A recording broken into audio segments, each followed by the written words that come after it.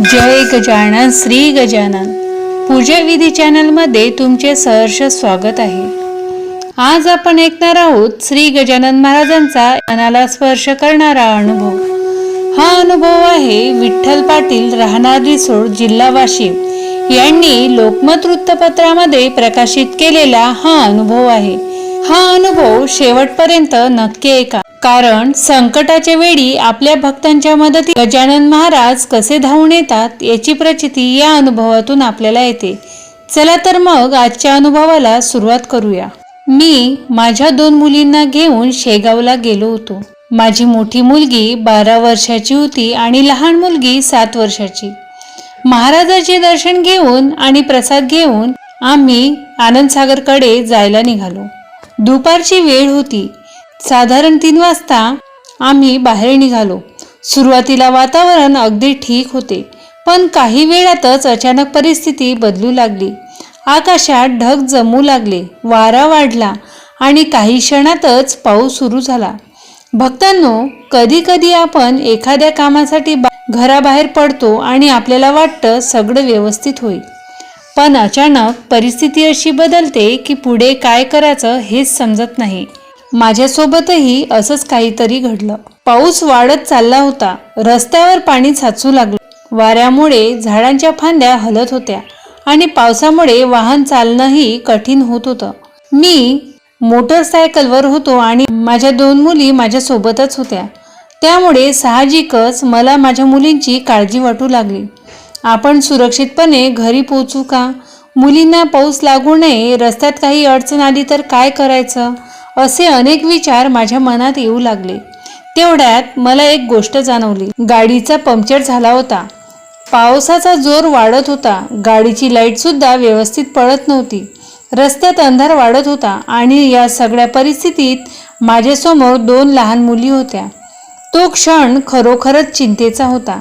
अशा वेळी माणूस काय करतो?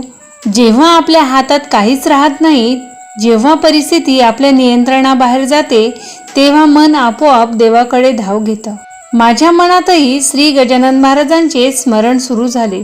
मनात एकच विचार आला, महाराज आता तुम्हीच सांभाळा। भक्तांनो, श्रद्धा मोठ्या शब्दात नसते, श्रद्धा असते ती मनाच्या हाकेत। पाऊस थांबण्याची चिन्हे दिसत नव्हती। वारा इतका जोरात होता की रस्त्यात पडलेली झाडांची पानं उडत होती।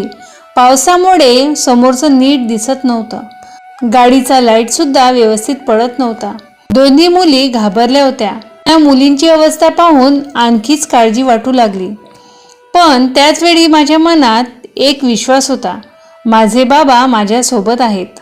माझ्या मनात अशी भावना निर्माण झाली की जणू बाबा स्वतः आमच्या सोबत आहे। पाऊस सुरूच होता, वारा सुरूच होता, परिस्थिती कठीण होती आणि तरीही मला आणि माझ्या मुलींना सुरक्षितपणे पुढे जाण्याचा मार्ग मिळाला।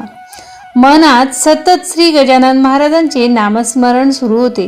गण गण गणात बोते। एकीकडे पाऊस, दुसरीकडे वारा आणि या सगळ्यांमध्ये महाराजांचं नाव। भक्तांनो, हा अनुभव ऐकताना आपल्याला एक गोष्ट समजते, देव संकट कधीच येऊ देणार नाही असं नाही, पण संकट आलं तरी मी तुझ्यासोबत आहे हा विश्वास देणं ही देवाची खरी कृपा असते। आपल्या आयुष्यात सुद्धा अनेक वेळा अशा घटना घडतात। आपण एखाद्या संकटात असतो, कुठलाही मार्ग दिसत नाही, सगळे पर्याय संपल्यासारखे वाटतात, पण शेवटच्या क्षणी कुठून तरी मदत मिळते। कधी एखादी व्यक्ती मदतीला येते, कधी एखादा मार्ग अचानक सापडतो, कधी मोठं संकट टळतं आणि मग आपण मागे वळून पाहतो तेव्हा जाणवतं, अरे हे कसं झालं? भक्तांनो, अशाच वेळी मी म्हणतो, ही माझ्या बाबांची कृपा आहे। लहान मुले आपल्यासोबत असतील आणि बाहेर मुसळधार पाऊस असेल तर आईवडिलांची चिंता किती वाढते हे आपल्याला माहीतच आहे। माझ्या मुलींच्या सुरक्षिततेची काळजी मला होती, पण त्याच वेळी मनात महाराजांचा आधार होता।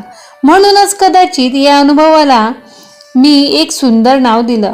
पावसात बाबांनी स्वतः छत्री धरली। कदाचित तो पाऊस काही तासांनी थांबला असेल, रस्ता पुन्हा शांत झाला असेल, मुली सुरक्षितपणे घरी पोचल्या असतील, पण त्या दिवसाची आठवण मात्र कायमची मनात राहिली, कारण माझ्यासाठी तो फक्त पावसाचा दिवस नव्हता, तो होता महाराजांनी माझ्यासोबत असल्याची जाणीव करून दिलेला दिवस. आजचा अनुभव आवडला असेल तर व्हिडिओला लाईक करा, शेअर करा, चॅनलला सबस्क्राईब करा आणि कमेंटमध्ये गण गण गणात बोते लिहायला विसरू नका. धन्यवाद.